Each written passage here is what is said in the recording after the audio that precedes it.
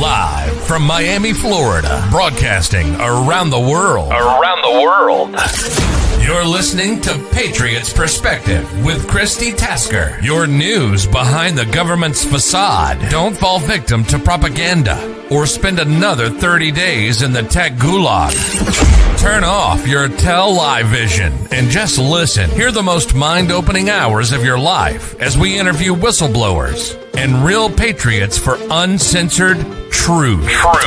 The Commie News Network and Fake Book cannot control the power of Jesus Christ. Therefore, they have no power over us. There aren't enough Vegas strippers to fake check what's coming. Put in your earphones and avoid the tech tyrants. Subscribe to patriotsperspective.com now and see the evidence and action items to help you take back your God-given rights, government, and expose Satan and his demons taking up residence in your community. Be sure to hit the like or rumble button and comment to tell us where you're holding the line.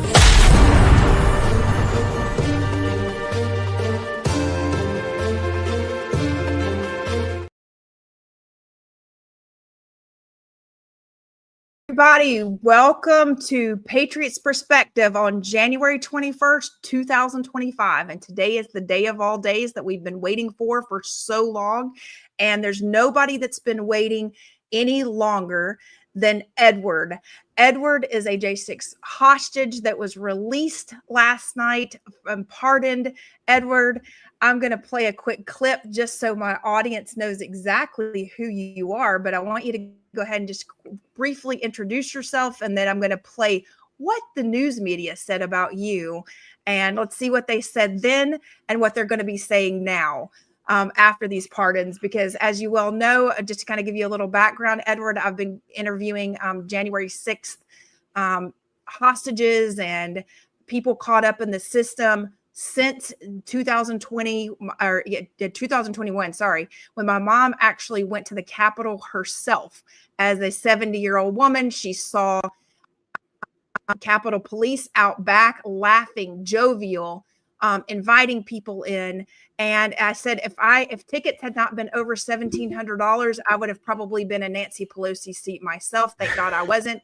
And I was here and able to interview different people like yourself. But thank you for holding the line. And Edward, please tell us about your experience.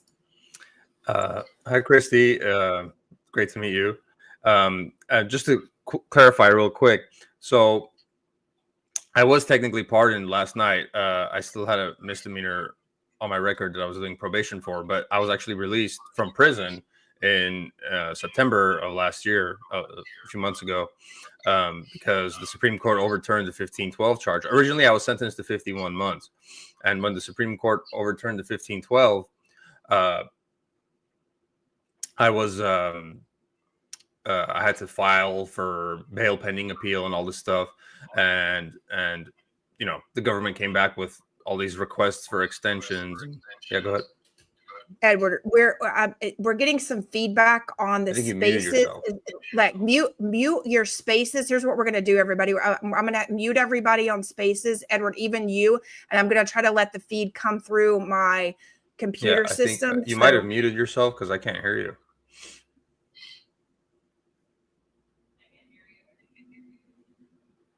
There you go. Can you hear me now? Yeah. Okay. If I mute you, I'm curious if you'll mute yourself really quick on spaces. Oh, yeah. Sorry.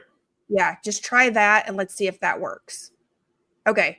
Now let's try and see if you guys can give us a thumbs up if it works. We're actually trying several different things on different channels. If you'll give us a thumbs up and make sure that everybody can hear, that would be great. Yeah. They're saying that that's much better, Edward. Oh, so they can hear me through your thing. Okay. Cool. Yep. It's going to sound like I'm speaking the entire time, you guys, but this is really Edward. It's visible on YouTube, so we've kind of figured that out. For some reason, it gets feedback. I can't even when I'm trying to mute myself. So it's kind of interesting. If those of you out there trying to stream everywhere, you're just going to have to go through the host. And for now, anyway, until Elon gets that fixed. Okay, continue on, Edward. I just wanted to make sure everybody could hear you. Yeah. So, you know, when the Supreme Court overturned the 1512 charge, that was like my main felony. I had a conspiracy to do a 1512, like 2 felonies in one. And so basically when the 1512 was overturned, my conspiracy charge fell apart. We filed for the bail pending appeal. The government filed for an extension, a 30-day extension. And of course the judge granted it. And they waited till the very last day to come and tell my lawyer, we are not even going to fight his appeal. We're just going to vacate the charges. But they left the misdemeanor on my record, the trespassing. And so I'm still doing probation for that. Well, I was, and now Trump pardoned us. So that's over with. And thankfully, because it wasn't just like regular probation. I had to pay restitution every month. I had to do a community service, which was ridiculous. And I was banned from DC. I was banned. I was banned from going near Nancy Pelosi and Gavin Newsom and Joe Biden and Kamala Harris. Like just all these just stupid, crazy little things that my judge threw in there because she was really angry at me because I argued with her at sentencing. And you know, so. But ever since I got released, even before like this entire time, I've been trying to speak out as much as possible and getting active. Like I've been, doing activism since 2020, since the COVID days. So I'm not going to stop. This just like the whole reason why they came after us the way they did really was to try to silence us and then show other people like this is what is going to happen to you if you speak out, if you try to, act like this country belongs to you, the people, which it does. But if you actually believe it and act on it, we're going to destroy your lives. And so I'm not going to let them, have that victory. And, I also want to say like prayer really works. Like, so when I was in jail, I read the Bible many times. I would pray every day. People would send me letters of them praying. And we just started winning. Like Trump's cases started getting overturned left and right. Our case got overturned to 1512. We had all this momentum going into the election. The Democrats fell apart. We won in a landslide. First time but the first time in like decades that the Republicans won the popular vote. It was like his mandate is undeniable. And I was actually getting a little worried, like, I was checking in on the inauguration here and there and the ceremonies and stuff. And I was like, I was worried, like, is he going to be like not doing the pardons, because he said day one. And then and I saw that video of him saying, well, no, he has to wait to go to the White House, the Oval Office, and he's going to do it there today. And then sure enough, he did. So, it's a good start to the promises made, promises kept, I think.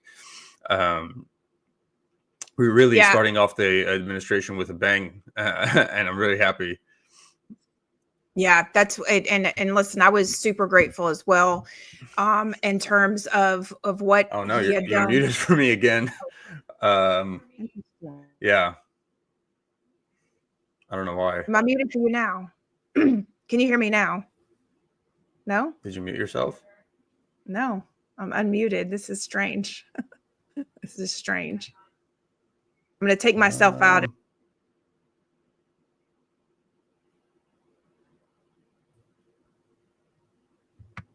Is that better? Can you hear me now? No, I don't hear you for some reason.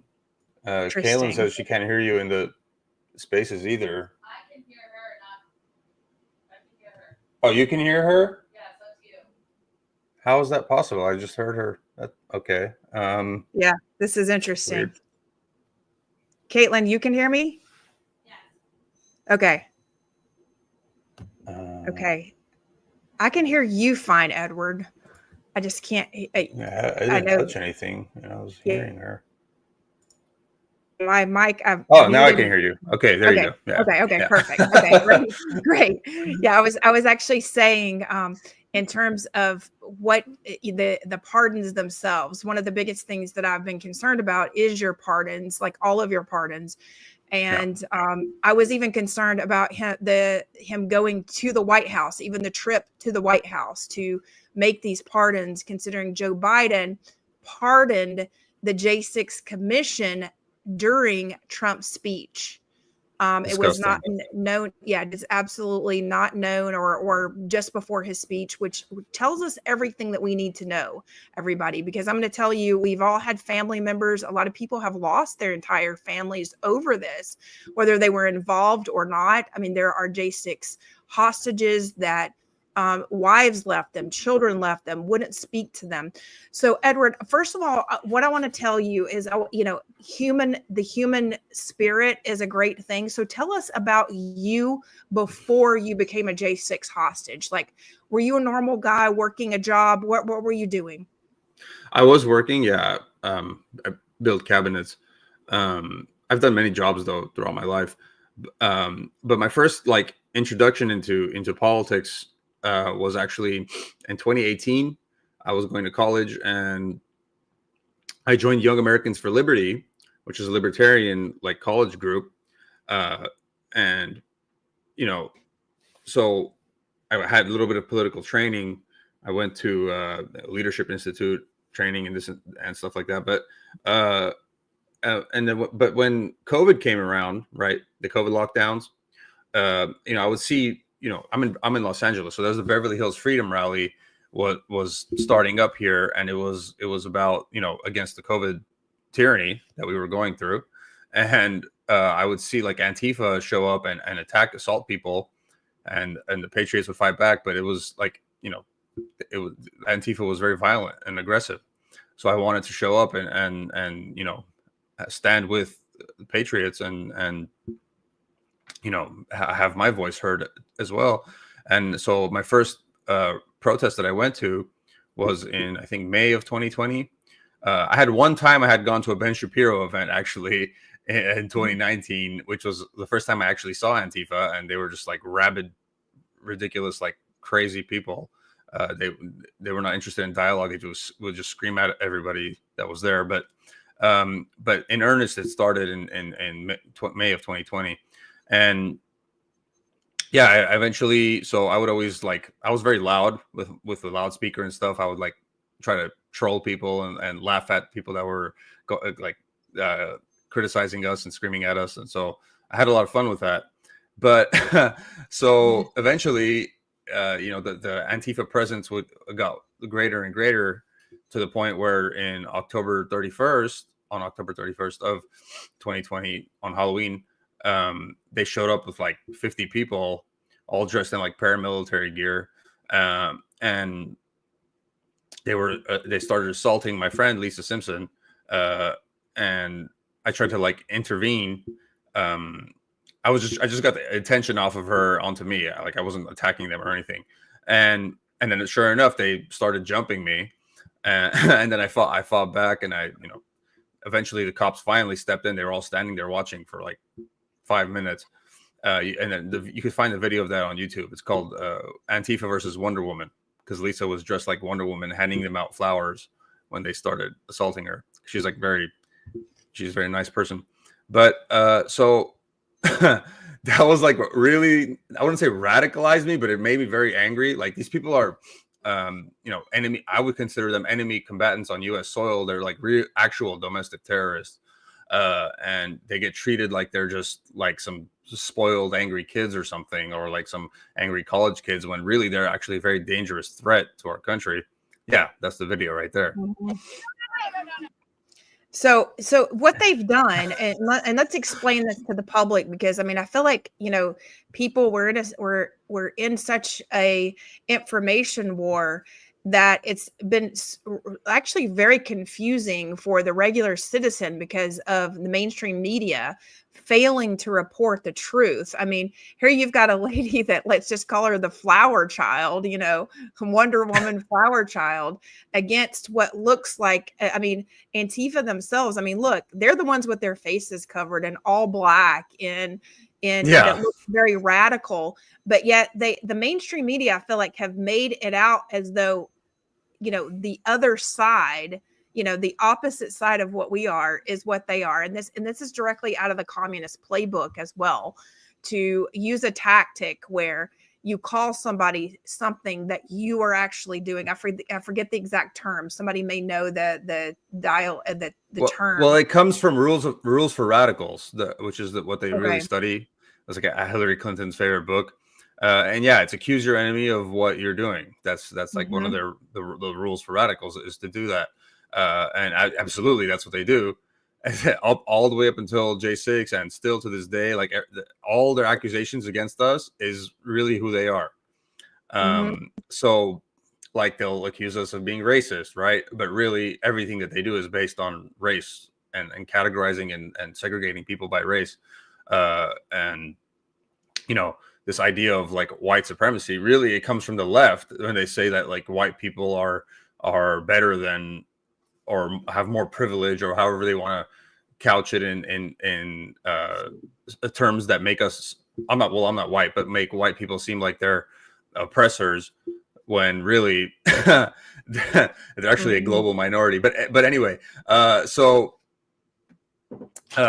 then they'll say that like we are warmongers, right? And then they'll support wars like in the Ukraine war, for example. So when it's something that's, you know, for pushing one of their causes, all of a sudden it's okay. But when let's say if we wanted to fight a war that was like actually righteous, they would say, oh, well, you're warmongers, you're this and that. So in everything, like they'll say that I actually had a debate with a leftist once, and he goes like, you know, we have to take down the bureaucracy and this and that. I'm like, did you just say bureaucracy? Like, do you realize who the bureaucracy in this country is? You know what bureaucracy is? It's like the epitome of Marxism. It's when government bureaus, unelected bureaucrats, control the people, which happens in Marxist countries, and then what they're trying to do here in America. So what I was yelling at them here when I was trying to distract them, I was like, communism is dead, Marxism is dead. I was like laughing at them, and that's what got their attention onto me. But yeah, it's ridiculous. Like their belief system makes no sense. And as of late, I still go to the Beverly Hills Freedom Rally. I was just there last night. It's still going on pretty much every Saturday, and they don't show up anymore. They're gone. Like there's no BLM Antifa that I've ever seen anymore. Like in the past several months, it's like, I guess their funders and their donors like saw how the BLM people were grifting that money and you know, buying themselves houses and mansions and stuff, and that money seems to have dried up, so they don't show up anymore because they don't have any real beliefs that they actually believe in, and they can't debate it. There's a lot of feds in their ranks. Like this guy we're looking at right now is like textbook, looks like a fed. But yeah, they had that. So and they don't even try to like stop the feds. Like I don't know if they don't realize or they like coordinating with the government, but like this guy right here too, pretty sure he's trying to, and notice he's trying to, I'm going to actually back this up a bit. Notice he's trying to actually, like, he's trying to manhandle her right here. I mean, it's obvious he's trying to manhandle her. Like, I mean, she's walking in a public street. Push her. Yeah. So and same with him. And so technically, you know, and notice they're the ones again covering their faces. She's not covering her face. She's trying to actually like, and see, she doesn't buy into it, so they don't know what to do. Yeah, like she's hilarious. But when you're nice, and you know, I mean, and this is the truth. I mean, they really don't know what to do. When we know what to do, they will do anything they can to try to dismantle any goodness that somebody's tried to bring forth. So you know, I mean, so this angle, it focuses a lot on her, and then it doesn't show the build up to me getting jumped, but it's gonna jump to that. Like once the fighting actually starts, it's he quickly switches over the camera. Yeah, like pretty much right here. And so, okay, I guess I can narrate it real quick. So they were trying to yank on my flag multiple times, and I punched the dude. You want me to play the audio? I can play the audio if you want. Yeah. Okay. Yeah. So they were trying to steal my flag away in a very aggressive way. So I punched one of the dudes that was doing that, and they started surrounding me and walking me down. And this guy keeps trying to pepper spray me. This guy with the helmet keeps trying to pepper spray me, and every time so I'm saying he has a mace. Like he has a mace because a week before this, they had arrested my buddy for trying to pepper spray Antifa. Okay, the cops. Notice, but I want everybody to notice something. If I might interrupt you, Edward, they're walking towards you. You're backing up. Absolutely. Okay, you are backing up. Everybody, look, and when you're backing up, you're not going towards them. They're coming towards you. Like this is like we have to start paying attention as Americans. I mean, I hate to interrupt to even say this because we think that it's obvious, but to some people it's not obvious. I mean, the media did not make that obvious. No. The attorneys did not make these things obvious. I mean, I'm just going to say I've listened to a lot of the court cases and I'm like, it's obvious. You should have said, look, they're attacking my client. My client's not attacking them. You know, you're trying to defend yourself. You're trying to get them away from you, utilizing your fight when they're so close. But otherwise, they're the ones. These are the aggressors. These are the attackers. And yes, some of them have been fed. Some of them have been FBI, and I think probably former CIA and police. I think a lot of these guys may have been off-duty police themselves. When I went to the police station, they had video, and they're like, this was from one of our people that were in the crowd. So they absolutely have people. But so I was just trying to point out to the cops that this guy has mace, so he get arrested because you're not allowed to have mace at a protest in California. But of course they didn't do anything, and eventually they surrounded me and they started jumping me at this point. But then I to protect my head to not get stomped on, I took that guy down that you see right there. I took him down on the ground and I was holding my head next to his so they wouldn't stomp my head because they'd hit their own guy, you know. And then see the cops here pull me off of that dude. And out of the like 20 people that punched me, they only arrested one person that hit me with a lead pipe. Yeah. But that main guy that you keep seeing, that little short dude, that I know his name. His name is Brian Lightfoot. He actually went down to San Diego. They did the same thing in San Diego, but they like straight up went and assaulted like old elderly Trump people that were just like selling merch at tables and stuff, and they just came at them with pepper spray and just immediately started assaulting them. So finally he got arrested on 11 counts, like violent charges. And so San Diego is more conservative, so they're not gonna be like soft the way these Beverly Hills police are with them. But luckily this day, they got kicked out of this area, and then we got to continue our protest. So it was kind of a little bit of a victory, I would say. Did you have any kind of wounds or anything like that from? If you skip towards the end of the video, you'll see like my face because I'm like cheerful, but I'm giving an interview to the camera, and you can see like I had a couple of bruises on my face, but they didn't even give me a nosebleed, or they didn't even bust my lip, and they hit me like 50 times. And I was training Muay Thai at this time, so I was like used to getting punched in the face. I wasn't like, rocked at all, like concussed or anything. Just mostly on my forehead was just bruised up.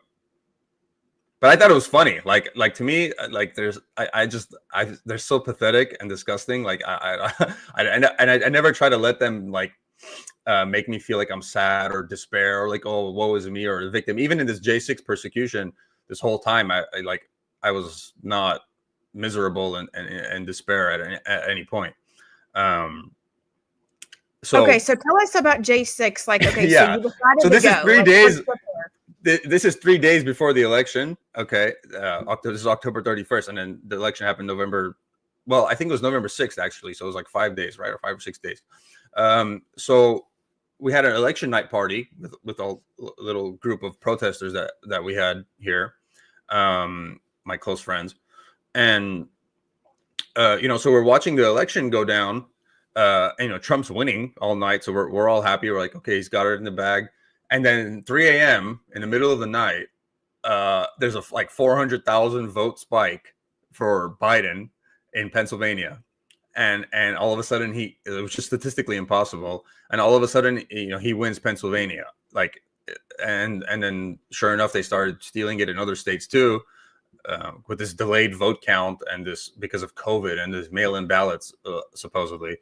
And so we were pissed off. Like, what the heck just happened? They just stole this election like in front of everybody's eyes. And So because we were already worried about them stealing the election using the COVID. If you remember, we were like, oh no, Oh, yeah. they're doing this whole rollout with these mail-in ballots, like they're going to try to steal election. And sure enough, Well, they using did. Zuckerbucks, using Mark Zuckerberg and his Zuckerbucks to buy Yep. all of the mail-in ballot centers. Also, in Miami-Dade County, they wanted us to wear a mask to vote.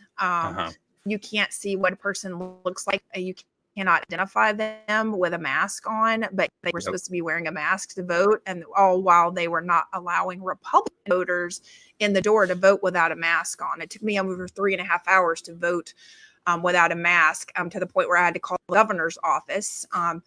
Because even our local mayors, both, and I'm talking during one election, we had a Republican local mayor. During another election, we have a Democrat local mayor, neither mayor. But the situation was the same with both of them. So, that's the reason we all have to stay vigilant in the whole process. Okay, continue on. So we believe the election was allegedly stolen, and that's what we will continue to believe, no matter if we're kicked off of platforms or not. Well, they admitted it, like when they said they published articles like how the Zuckerbucks, like you're talking about, how they fortified the election. So you can call it fortified, I guess, like the way you add vitamin D to milk, and now it becomes fortified milk because you added ballots into the mix. So I guess you fortified the election technically. But it's been they just when it's like, okay, like when we went like the Great Replacement thing, right? That they say is a conspiracy theory or whatever. The idea came from them bragging about it. Like when Biden said, white people are going to be an absolute minority because of immigration as of 2050 or whatever. But then if you say it, all of a sudden it's a conspiracy theory because you're against it. Yep. And they call themselves globalists. They openly call themselves globalists. But if you're a conservative and you say they're globalists, all of a sudden it's a conspiracy theory. So they'll brag about stealing the election, and then if we say the election is stolen, all of a sudden it's a conspiracy theory. It's another rules for radicals trick that they use. Yes. But so whatever the enemy is telling you, just for those of you watching, if an enemy is saying that they are doing something, you should actually go, okay, whatever they're saying, they are most likely doing, because they're pointing fingers at another person, and that's a typical old political regime, directly out of Venezuela and Cuba and everything else. So, yeah, they'll say the Catholics, they're pedophiles, this and that, which there are. But actually, if you look at it statistically, teachers, which are majority Democrat, actually have a higher rate of assault against children than the Catholic Church even does. So, yeah, it's just another. Yeah, there's a party because they want you to continue to send your children there every day. The public school system. And then brainwash them about all kinds of disgusting sodomy and transitioning but yeah, so we were very pissed about the election, but we didn't have a plan or anything. We weren't like, oh, we're gonna go to the Capitol now and do this and that. We like that wasn't crossing our minds at all. And then we started to see like the Stop the Steal protests that were popping up in November and in December, and 4 Proud Boys got stabbed by Antifa. There. So again, it was just like we're facing this constant sort of like disgust and about how the left was just violently sort of and also the BLM riots too. We were just like really pissed off that this was being allowed to happen, like this basically communist takeover of this country.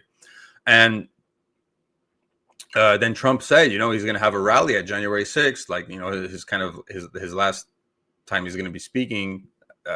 But hoping that Mike Pence does the right thing and sends the votes back to the states, and then I guess some people were going to challenge the vote in Congress, which some of them did, and which was never addressed, which is unconstitutional. They're supposed to, even if the proceeding was delayed or whatever, they're supposed to address those challenges, and they didn't. But anyway. So when he announced that, we decided, okay, we should go, because I never got to see Trump speak at any rally. He hadn't come to California when I was starting to get politically active. So we planned a road trip, to drive over there, and we drove for like 33 hours, me and like 6 other people in a van that was rented. And it was like a few old people and a few like very young people, like 21, 22. Only really me, DJ, or my co-defendant, Danny Rodriguez. I think he's going to be released today. He wasn't released last night. He's an MDC, but hopefully he'll be released today. Well, let's make sure that we get a tweet out and we get a call chain going to the prisons. That's what we did last night to some of the halfway houses, because we cannot just assume that they're going to be released. So we don't want any man left behind. Okay. So this is, these are hostages. Trump has confirmed that they're hostages and they've been pardoned. They should have been immediately released last night upon this. I mean, so we as American people, we need to get behind whoever that is still incarcerated or that has an ankle monitor on, whatever they have. We need to get behind them and make sure that they are released before the end of this day. I mean, literally, I was up until 2 a.m. Making sure, sending tweets, sending messages out to attorneys that I knew that were nearby, because, we have to stand together. This is not an end. This is not over. Let's say. Yeah. No. When they say they're using this. They're using this BS excuse like, oh, the paperwork hasn't come in or whatever. It's like the paperwork is the pardon paperwork. That is the paperwork. There's no other paperwork. It's online. That's all it is. Online. Yep. So there were some prisons, especially mostly in the BOP, that Bureau of Prisons, that were good, and they realized that. So whoever's running their prison just like immediately released people, as it says. It says it multiple times in the order. That's supposed to be immediate release, effective immediately, like right now. But the DC DOC, Department of Corrections, is so corrupt, and they hate us so much because we expose a lot of like issues that was going on with that prison, with that jail, the DC jail, the Gulag. And we got a lot of national attention on it. The Congress people came, the U.S. Marshals came, and they forced them to like make a bunch of repairs. So they really don't like us at that jail, and they're all like mostly Democrats. A lot of people need to understand that the jails are often funded and owned by the very judges that are sending defendants to jail. So them are their friends. They all have their hand in the cookie jar.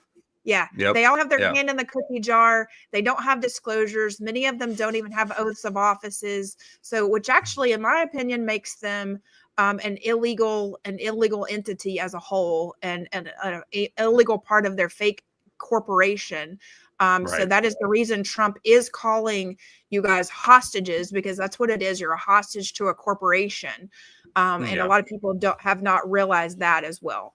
I'm sorry to interrupt you. I just wanted to make sure. Sometimes, I want to make sure the audience understands exactly what you're going through in the process. And not only that, but what he's also talking about is the corruption. They don't paint the walls. They don't have fresh water in some of the jails. The mattresses are like an inch and a half thick. I mean, I'm talking about, this is in America, you guys. This is right here in your own backyard, while they're trying to distract you to send money to the Ukraine and everywhere else. I mean, because they keep funding these same corrupt politicians, because judges are politicians. They have to run for office. So just keep that in mind. These are politicians, and they are padding each other's pockets, and they know that we're going to be coming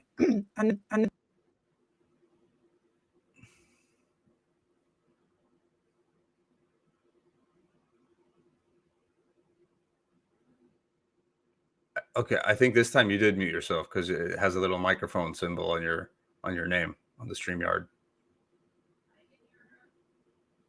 What? There we go. Now I can hear you. Okay. Yeah. Imagine when I'm talking about the prisons and the judges' oaths of office that we've been after, that my microphone would suddenly mute without me even touching it. Whoa. So, because the judges' oaths of office, a lot of them don't even have oaths of office. They have not sworn an oath to the U.S. Constitution. They have sworn an allegiance to their corporation, which oftentimes they own. And those are things that will be coming out. I feel very confident in the way that your pardons are even worded, and that President Trump called you hostages. You have been hostages to a corporation, and to a foreign, which could be considered a foreign government operating on U.S. soil. Held for ransom, right? Like, technically, yeah. Correct. And then that is correct, because you've been required to pay monies that you really shouldn't be owing or are not due. And that has not been in the way of gold or silver. So I think there's a lot to be coming out of your cases, aside from the fact that, you have been held hostage in terms of what's here. I'm very interested to have some of the attorneys on to discuss some of the cases, to see if you guys have, what your civil cases are like. Because I do think it's, they've utilized you guys as corporations, your name's in all capitalization. Right. Against another corporate. So there may be a legal entity, your legal entity may be able to sue their legal entity as a whole. So it's going to be a very interesting next 4 years. Okay, so let's get back. Okay, so J6, you are in front of the Capitol. Where are you located? Okay, so this is also a long story. I don't know how much time you have, but I'll try to get through it quick.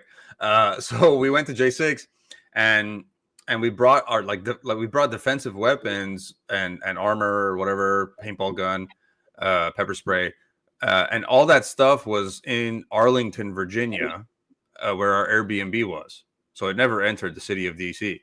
The reason we brought defensive gear is because we were watching Antifa and Proud Boys fighting in the street in the Stop the Steal protest, and I had experience, you just saw, with being jumped by Antifa. I didn't want that to happen again, and me not be able to defend myself. So we brought stuff, but we left it in Airbnb when we went to go see Trump, because we figured, if there was going to be any fighting that was going to happen from Antifa, it would be at night, because all the other times it happened at night. And so we went to the Trump speech completely unarmed, with nothing on us. So I was afraid, because the crowd was so massive. It was like, I would say easily over 1 million people. I was afraid I was not going to be able to go see Trump because the line was so long. So I actually moved the barrier aside, and in front of the Secret Service, they saw me do it. They didn't care, and cut the line so I could get in. And I got patted down by the Secret Service, and I was able to get in and go watch Trump. And I was actually able to be right next to the stage, 20 feet away from him. And it was a great speech, and very inspiring and empowering. But even in that crowd right there, I started to notice there was people there that were not patriots. I was standing in front of these two dudes that were pretty much ignoring Trump. They kept talking to each other, and on their jackets, they were wearing black jackets with red communistic sort of imagery on it, communist war imagery. And I was like, and they looked like soy boys. And I was like, these guys are not. There's no way that these guys are patriots. And then he said, let's march peacefully and patriotically to the Capitol. And at that point, my spidey senses were tingling a little bit, because I was like, wait a second, I don't see any Antifa counter protesting us, but they were here. I know they're in DC for sure. So, is it possible that they're trying to infiltrate the crowd? It'd be like agent provocateurs. So I was already thinking that at that point, and because a lot of people, this was their first rally. The vast majority of J6ers, this is their first time they've ever been to a rally. Not all of them really had experience with Antifa before, so they don't know how evil and how violent and what their tactics really are. And so I don't know. I wouldn't say a leader, but I kind of saw myself as someone that has a little bit of knowledge when it comes to this, with activism and protesting and stuff. So I need to try to have a little sense of responsibility, to make sure everything is cool. And when we were marching over to the Capitol, I didn't see any. There was no usually when there's a march, the police will have lines set up, right, and they'll guide the crowd to where they're going to go. They have loudspeakers, and they're very they make sure that the crowd marches in a safe manner and a safe route. Even yesterday when we did the Beverly Hills march, for example, there was officers marching with us and making sure like we all, we obey the laws and we walk in the sidewalk and like protect us from any violence or from, anything breaking out. So that's a normal protocol for them to do that. But there was none of that. The crowd is just walking towards the Capitol. Most of the people were peaceful, but I started seeing some people were just like trying to shove their way through the crowd and get to the front, and they're dressed in black. They're not even pretending to be Trump supporters, a lot of them. And so I tried to follow one of them, and I couldn't. I lost him in the crowd. He was like really shoving his way through people, and I wasn't going to shove, Patriots. But so I ended up more towards the front of the MAGA crowd, the actual MAGA crowd that arrived after, other people were already there. And so when the people from the Trump speech came, we had no idea that there was already the so-called breach, right, of the barriers, that the cops had retreated back into the building. And actually, when you look at the videos, two of the three times that they retreated was because they gassed themselves. So people like Officer Tao, you can see his body cam video. He's like going against the advice of his own lieutenant, telling him, "Hey, stop! Like, what are you doing?" And he's like, "No, give me another CS gas bomb. Do you have rubber bullets?" Like, oh, he's like looking for like weapons to launch at the crowd indiscriminately. And in doing that, the wind actually blew the gas back onto them, and you can see all the other officers like suffocating. So they had to retreat. That happened two separate times because of their own idiocracy. Yes. Yeah. And so when the actual Trump crowd arrived around like 2:30, 2:15, 2:30 to the building, all we could see I was at the lower West Terrace.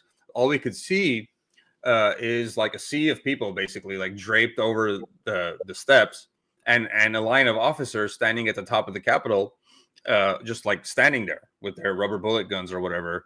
That you couldn't see it. It didn't look like there was any violence going on at all, which I don't think there even was at that point. And my assumption was, oh well, okay. They obviously like they are supposed to have set up some type of way where we can march around the building. I didn't know the layout of the Capitol. I didn't know how it was up there. I thought there would be some pathway that people are marching around and continuing on, right? But when I worked my way up there, I saw, oh, there is nowhere to go. This entire crowd is arriving, hundreds of thousands of people, and there's nowhere to go. They're just like pushed up against the building. Like, what's going to happen here? These cops, and they had no loudspeakers. So when they use lethal, it's called less lethal, but it's still lethal. They killed 4 people. They killed Benjamin Phillips, Kevin Greason with gas bombs and rubber bullets, and then beat Roseanne Boyle to death, and it actually used the actual gun to kill Ashley Babbitt, which they never pulled a single gun in the thousands and thousands of BLM riots and Antifa riots. They never pulled a single gun on them. But an unarmed woman, a veteran, just for trespassing, they shot and killed her. Like that's crazy. But anyway, so but at this point where I was, they weren't launching anything yet. I was standing at the top of the bleachers. And I was like worried, like, this is gonna, get really bad. And I noticed, like, when I looked down into the inaugural stage, because I was at the top, I could see a group of guys near the window, which is next to the tunnel where Roseanne Boylan was beaten to death. Next to that tunnel, there's a window on the left side, and I could see these guys trying to like break the window. And one dude is like standing on the windowsill with a sledgehammer, an actual giant like sledgehammer. Okay, he's like trying to smash the window. If you can see the marks of the sledgehammer. If you look at it's a video called Edward Badalian Disarms Capitol Window Breaker on YouTube. Okay. So this is like, this video basically shows where I'm at in the story right now. Okay. So this guy's breaking the window with a sledgehammer, and the other Trump supporters, the actual ones, detain him, and they like crowd surf his sledgehammer away, and they have him like held up by his arms and legs. And this guy's not even trying to wear Trump gear. He's like and that's relevant for a reason I'll let you know in a sec.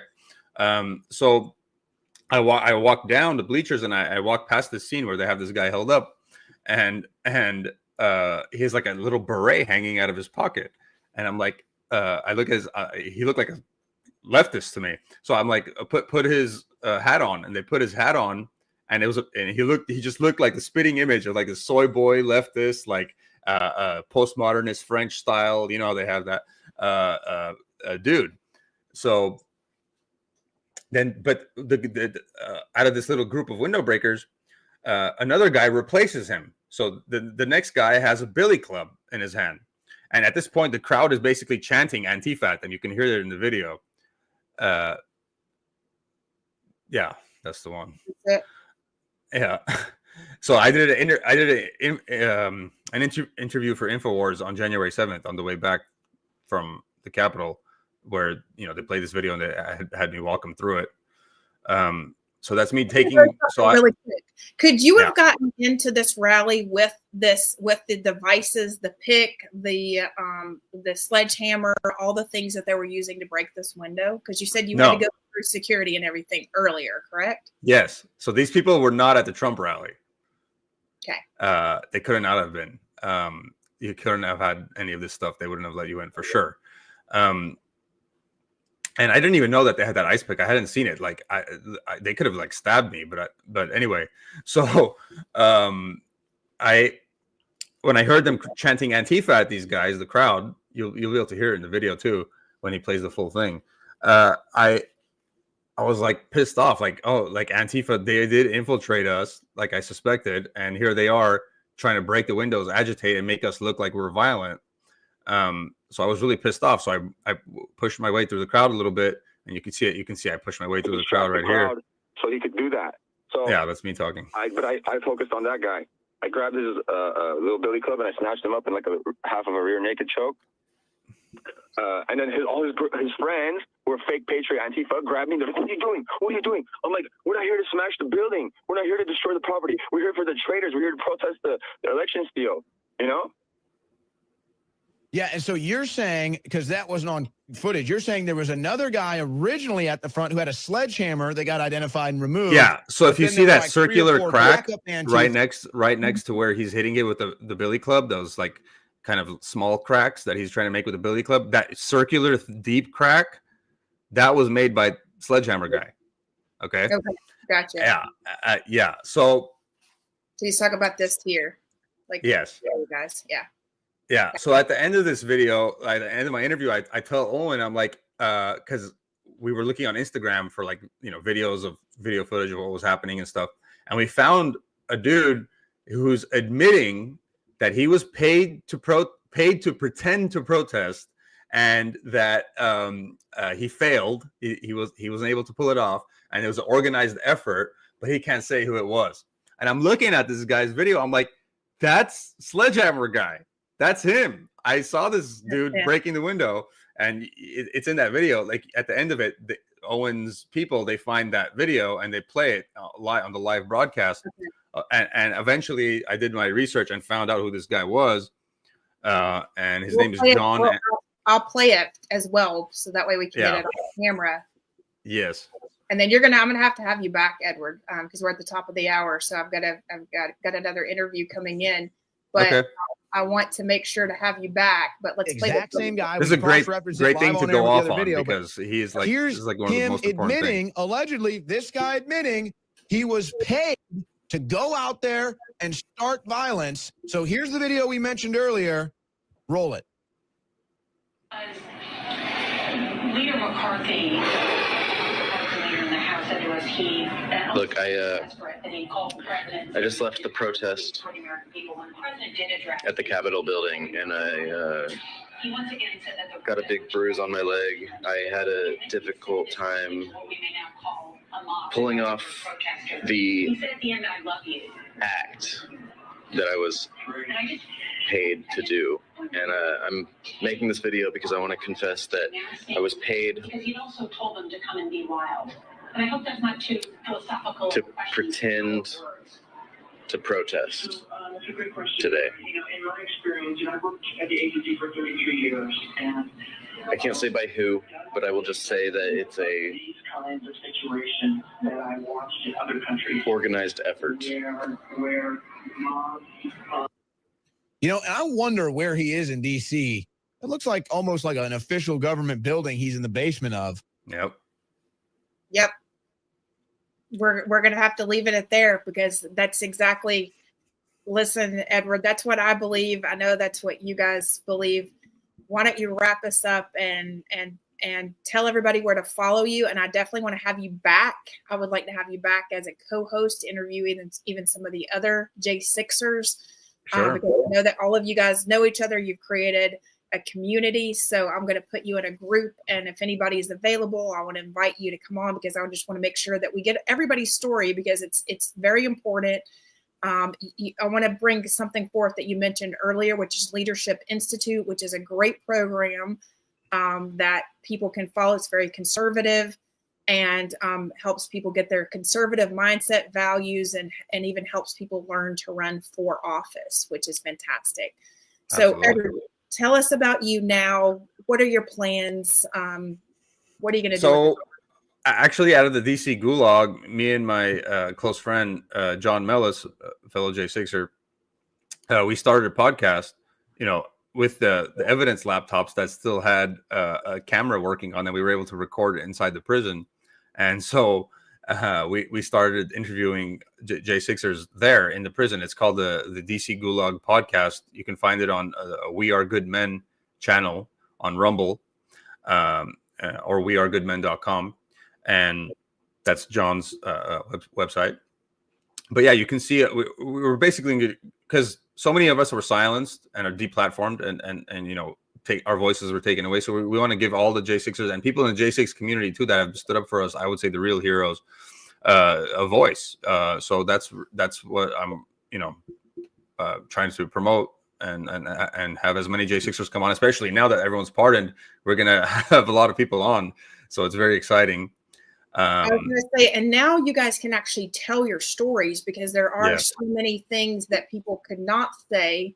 I know even with my mom's own story, there were times I would actually take it off of YouTube, because I'm like, oh my gosh, are they going to come and, and raid our house? Because my mom was out back actually talking to a police officer and hearing them laugh and be jovial.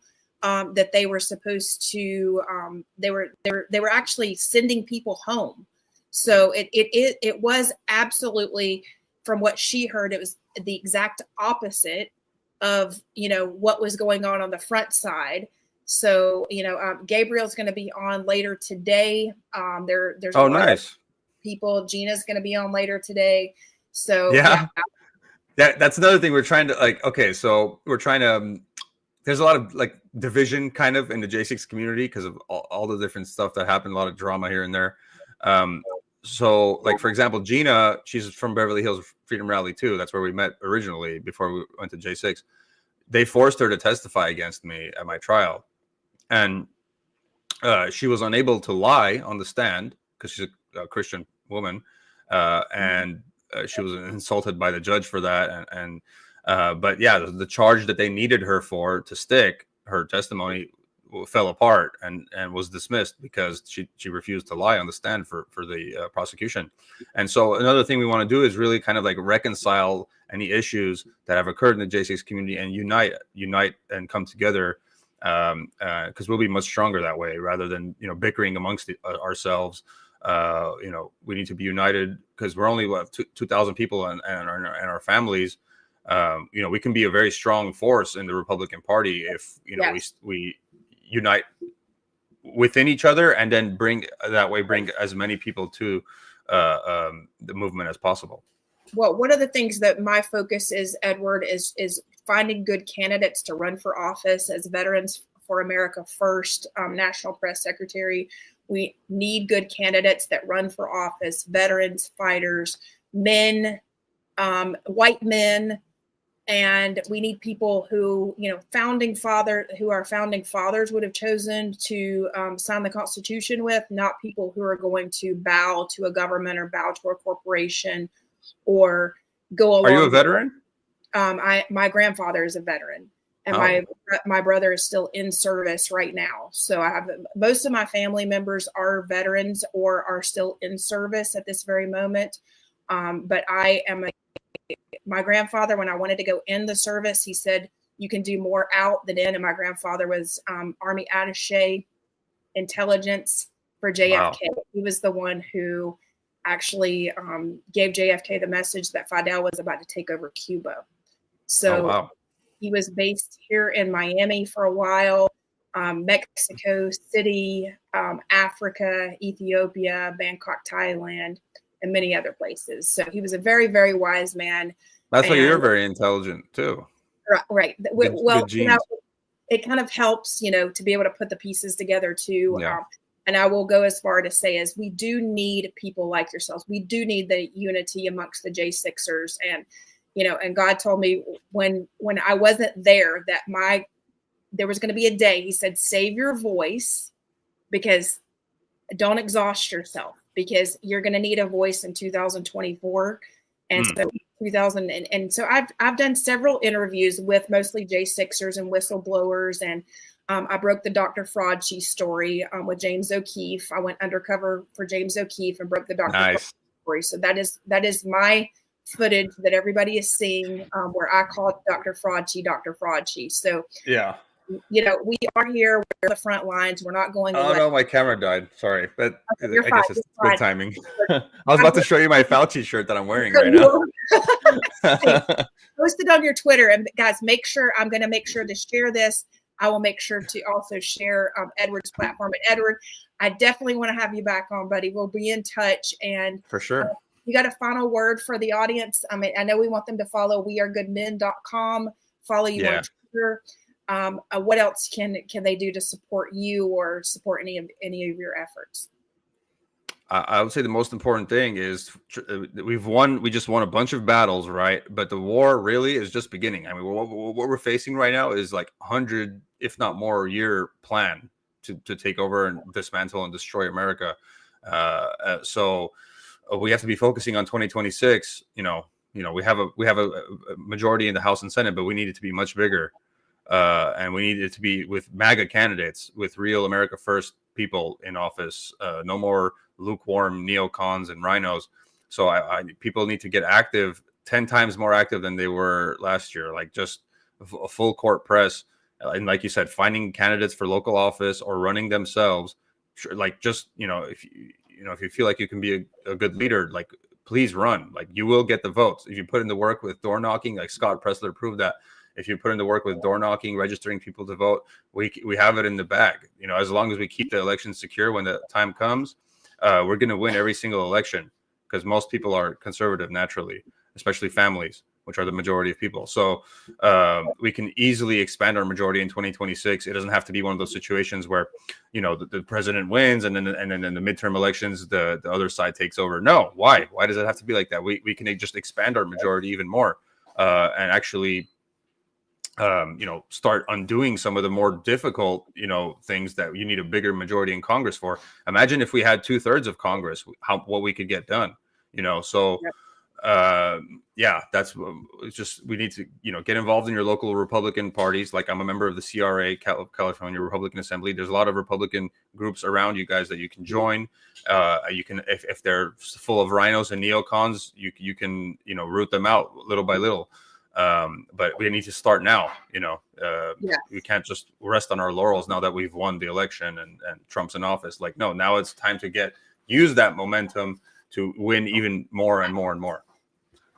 Absolutely. Well said, Edward. God bless you, everybody. Thank you so much for joining. Make sure you subscribe to patriotsperspective.com for truthful news, uncensored truth delivered daily. I am the propaganda destroyer. Christi Reeves Tasker. God bless you. Thank you so much for joining. Thank you, Christi. Remember, take action. Take action. Don't let big tech win. Share this video with a friend now. Most importantly, do unto others as you would have others do unto you.